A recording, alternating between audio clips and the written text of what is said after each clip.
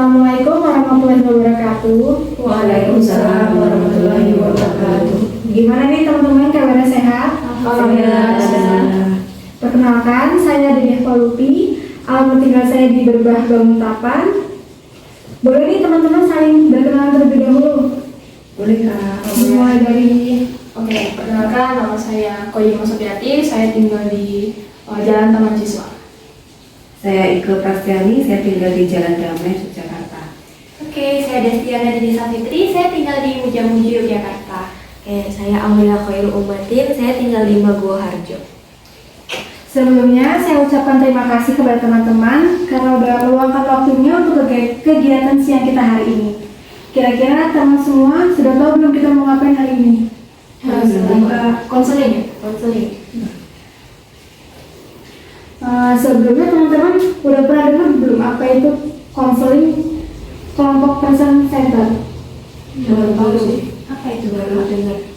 Konseling kelompok itu merupakan suatu bentuk konseling dengan memanfaatkan kelompok untuk membantu memberi umpan balik atau feedback dan pengalaman belajar. Sedangkan metode person center merupakan pendekatan yang mengutamakan komunikasi dan berfokus pada klien.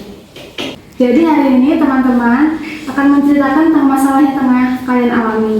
Tapi sebelumnya saya akan menjelaskan beberapa asas terkait dengan counseling person center. Asas pertama ada asas keterbukaan. Jadi teman-teman saya harap akan terbuka dan ketika bercerita dilandasi oleh keinginan sendiri dan tidak ada paksaan. Kemudian ada asas kerahasiaan. Teman-teman tidak perlu takut untuk menceritakan permasalahannya karena kerahasiaannya akan dijamin. Yang ketiga ada asas kedinamisan, di mana solusi yang nanti kita berikan harus sesuai dengan norma maupun aturan-aturan yang berlaku. Kira-kira di sini siapa dulu yang berani untuk menceritakan permasalahan yang tengah dialaminya? Ada yang mau mencoba duluan? Oke, saya Silakan. Oke. Jadi masalah yang sering saya alami itu ketika di kelas saya kurang percaya diri dengan kemampuan yang saya punya. Jadi ketika di kelas itu, ketika saya melihat teman-teman saya ada yang lebih expert di atas saya, apalagi aktif banget dalam bertanya kepada dosen, itu tuh saya minder. Jadi penilaian dosen terhadap saya tuh jadinya pasif karena kurang percaya diri saya untuk aktif dalam kegiatan perkuliahan itu. Itu permasalahan yang saya alami. Oke, terima kasih Mbak Ul. Selanjutnya, boleh Mbak Desti bercerita? Oke, boleh. Jadi kurang lebih permasalahan saya itu sama Mbak Aul. Jadi itu saya tuh suka nggak percaya diri, apalagi kalau di kelas bareng teman-teman satu kelas gitu yang banyak kayak yang lebih pintar dari saya. Jadi misal kayak dosennya dia kasih pertanyaan, kadang tuh saya sebenarnya tahu itu jawabannya apa, tapi itu saya nggak percaya diri mau jawab. Padahal itu ya saya tahu jelas jawabannya apa gitu. Terus kadang saya juga ngerasa insecure, apalagi kalau di tempat-tempat ramai, banyak yang lebih good looking, banyak yang lebih pintar gitu, kayak kok aku nggak bisa kayak mereka ya gitu. Kurang lebih seperti itu. Selanjutnya Mbak Ika mungkin? Oke, terima kasih. Kalau saya sih secara sosial ya, saya tuh orangnya nggak tegaan. Jadi kalau misalkan ada orang lain minta bantuan ke saya, itu saya akan memberikannya secara totalitas. Bahkan kadang bagian terpenting yang saya hanya punya terbatas pun saya kadang kasih. Nah itu menyebabkan diri saya ini kadang-kadang merasa saya sudah banyak membantu orang lain, tetapi kok feedback dari mereka itu sering tidak sama dengan apa yang saya sudah berikan. Nah menyebabkan saya itu merasa rendah diri, terus merasa kayak sering disepelein atau diremehkan gitu ya. Nah itu bagaimana solusinya? Terima kasih. Baik, Mbak Koi boleh bercerita? Baik, terima kasih. Kalau dari saya sendiri tuh kayak suka merasa bahwa saya tuh bingung sama diri sendiri. Misalnya ketika saya lagi sendiri, saya tuh ngerasa saya ini bebas melakukan apa aja, bebas berekspresi. Tapi ketika sedang sama orang lain itu, saya jadi kayak menjadi orang yang serius, seperti apa? sulit berinteraksi dengan orang lain. Nah, kadang ketika habis bersama orang lain itu dan saya pulang ke rumah, saya selalu merasa bersalah. Apakah sikap saya yang ketika bersama orang lain ini mengganggu nggak sih? Maksudnya kayak membuat orang menjadi nggak enak gitu, dan itu yang membuat saya kayak merasa bersalah. Padahal saya juga bingung saya harus seperti apa. Sedangkan saya tidak bisa berekspresi atau melakukan hal yang bebas ketika bersama orang lain dibanding dengan ketika sedang sendiri. Itu saja sih. Terima kasih. Terima kasih buat teman-teman yang udah berani untuk bercerita tentang permasalahannya. Garis besarnya di sini kalau saya lihat itu tentang konsep diri ya teman-teman. Selanjutnya itu kita akan diskusikan secara bersama-sama. Di sini kita akan mencari permasalahan siapa yang pertama harus dikupas, karena masalah ini tuh urgent, harus ditangani segera. Di sini saya mempertimbangkan banyaknya suara yang akan kita voting. Kira-kira teman-teman bersedia untuk membahas permasalahan siapa dulu di sini? Boleh berdiskusi untuk permasalahan yang akan diambil. Masalah baik gimana?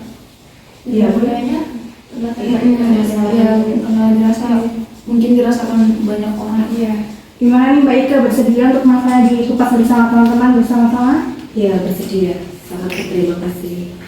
Oke, karena Mbak Ika udah ngebolehin ini, kita buat membantu Mbak Ika untuk menyelesaikan masalahnya. Boleh dong Mbak Ika ceritain kembali awal mulanya Mbak Ika bingung tentang konsep diri Mbak Ika, tentang permasalahan itu muncul bagaimana? Oke, jadi saya ini dari kecil memang orangnya sudah gak tegaan ya, dalam artian ketika dulu di sekolah dasar pun saya mempunyai alat tulis, ada teman yang gak bawa, dia pinjam ke saya, padahal di situ saya cuma punya satu mungkin ya. Nah itu saya mengorbankan diri saya dan meminjamkan itu ke teman. Nah mungkin lambat laun semakin saya dewasa, di situ kayak menimbulkan banyak masalah baru juga, karena nggak cuma sebuah alat tulis yang dipinjam, kadang uang dan lain-lain. Nah apabila saya tidak memberi, itu ada perasaan yang merasa bersalah dan nggak tega, itu di diri saya yang bisa sampai berhari-hari saya merasakannya. Nah misalkan saya sudah memberi ya, itu sering terjadi juga teman yang saya beri itu tidak terus membalas atau memberikan versi terbaiknya untuk saya. Jadi kadang-kadang saya merasa kok saya diperlakukan seperti ini ya, kadang kok nggak adil nih. Nah itu yang membuat saya sampai dewasa itu selalu nggak pernah berani untuk berbuat lebih atau berbuat tega kepada orang. Tega dalam artian positif ya, misalkan benar-benar nggak saya pinjemin uang atau benar-benar saya bilang saya no karena dia menginginkan sesuatu yang saya punyanya terbatas. Nah bagaimana mungkin teman-teman bisa membantu untuk mensolusinya? Cukup Mbak Ika? Cukup. Terima kasih sudah menjelaskan atau berbagi sharing tentang permasalahannya. Teman-teman silakan untuk bertanya terkait dengan permasalahan tengah jalan-jalan Mbak Ika. Boleh dimulai dari Oke, saya ingin bertanya Mbak, itu kan masalah yang Mbak alami itu sudah cukup lama ya. Sejauh ini permasalahan itu mengganggu aktivitas Mbak nggak sih dalam kehidupan sehari-hari ketika bersosialisasi dengan orang lain mungkin? Ya kalau mengganggu sih iya ya, karena saya itu kalau di komunitas atau organisasi seakan-akan kebaikan itu kadang-kadang dimanfaatkan ke orang lain, itu sudah ditolong terus. Nah di situ saya merasa kayak rendah diri ya, kayak rendah diri gitu. Kenapa sih saya nggak berani tegas atau berani bilang tidak? Saya tuh selalu memikirkan bagaimana nanti orang tersebut kalau nggak saya pinjemin. Yang kedua, saya memikirkan kalau dia nggak mau berteman dengan saya dan lain-lain seperti itu. Dia mengganggu sih. Mbak Ika pernah nggak sih kayak ada di satu waktu Mbak Ika tuh sebenarnya pengen tega sama dia gitu, tapi karena ya tadi ada rasa nggak tega ya, nggak enak sama orang itu, tapi kira-kira pernah nggak mencoba untuk aku tega aja deh sama dia, kan dia juga bisa tega sama aku gitu? Pernah sih, saya pernah mencoba seperti itu. Tapi kembali lagi ke pola pikir saya ya, nanti saya kan masih memikirkan hal itu dan efek-efek saya tidak mau memberi bantuan ke dia sampai beberapa hari. Jadi sama aja kan jadi overthinking ke saya. Gitu. Mbak Ika, tapi itu kan tadi Mbak Ika bilang saya tuh jadi ngerasa overthinking gitu. Nah itu cuma overthinkingnya Mbak Ika aja atau memang sudah dibuktikan dengan perilakunya dia yang ketika Mbak Ika itu mulai tega dengan aku tega aja deh sama dia, itu tuh apa memang udah ada feedback dari dia kayak kenapa sih kamu kok nggak mau bantuin aku gitu, atau memang cuma overthinkingnya Mbak Ika aja nih? Di beberapa kasus ada sih orang-orang yang sering minta bantuan ke saya, terus tiba-tiba saya pernah membuat dia jera untuk tidak meminjam sesuatu ke saya, itu akhirnya dia menjauh gitu. Jadi dari situ saya merasa mungkin dia sudah berpola melihat saya ini orangnya tidak tegaan ya. Jadi ketika saya bilang say no, itu seakan-akan kok saya nanti nggak punya teman atau efeknya mungkin dia menjelek-jelekan saya di belakang saya gitu sih. Ada yang bertanya kembali? Kalau dari saya cukup sih.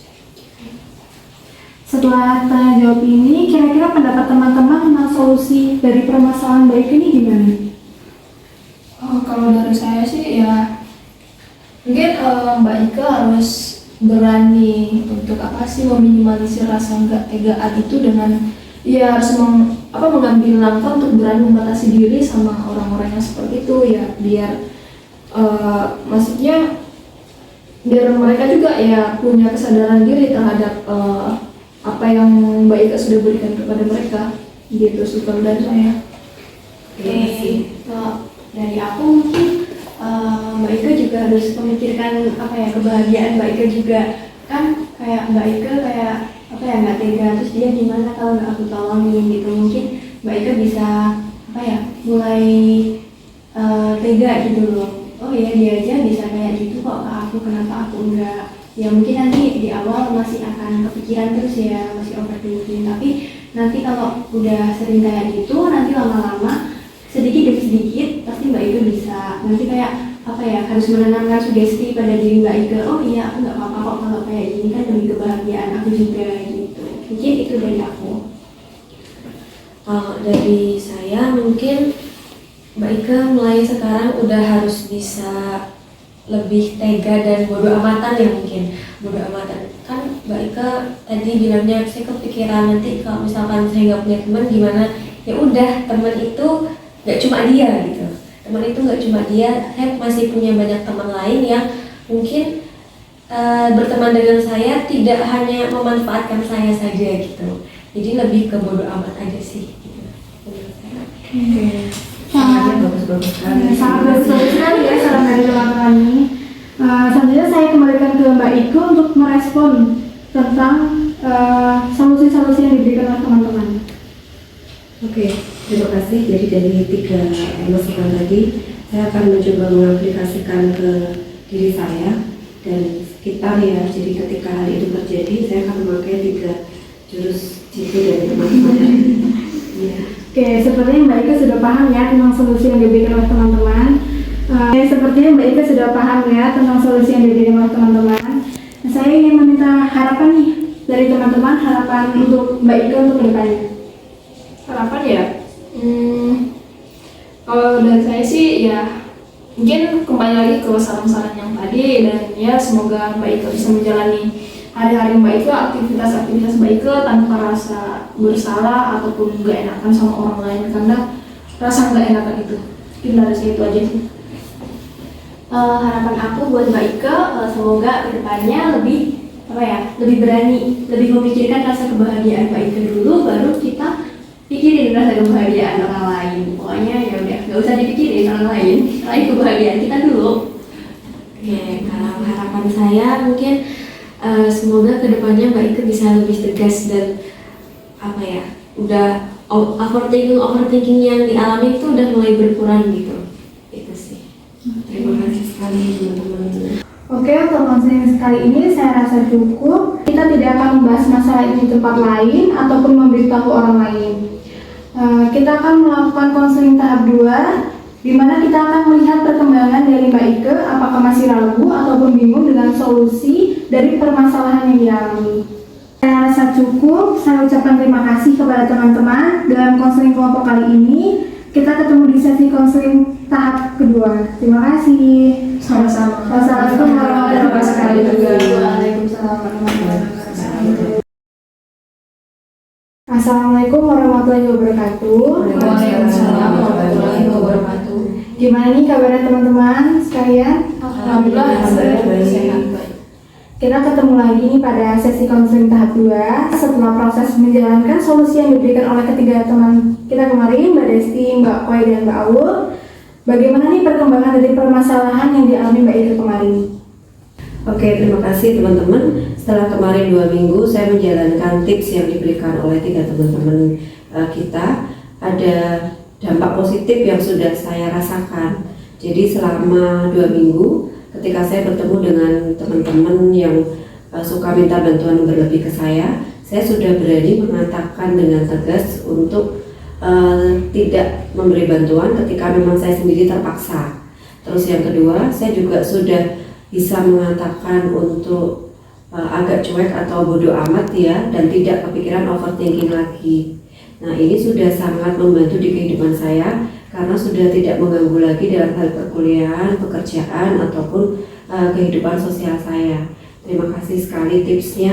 Mungkin tips ini akan bisa berguna juga untuk teman-teman lain di luar sana yang mempunyai masalah sama dengan saya, suka kepikiran, suka tidak enakan ataupun overthinking. Terima kasih.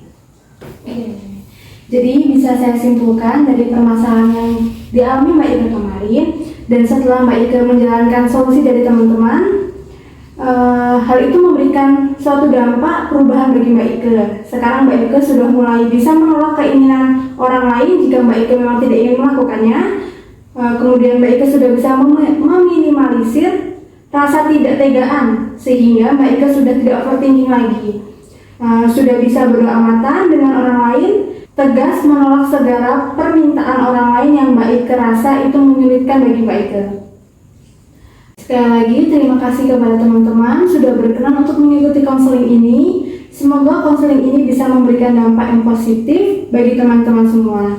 Jangan lupa untuk mengutamakan kebahagiaan diri kita dulu sebelum memikirkan kebahagiaan orang lain. Jaga kesehatan teman-teman, sampai jumpa lagi. Terima kasih. Assalamualaikum warahmatullahi wabarakatuh.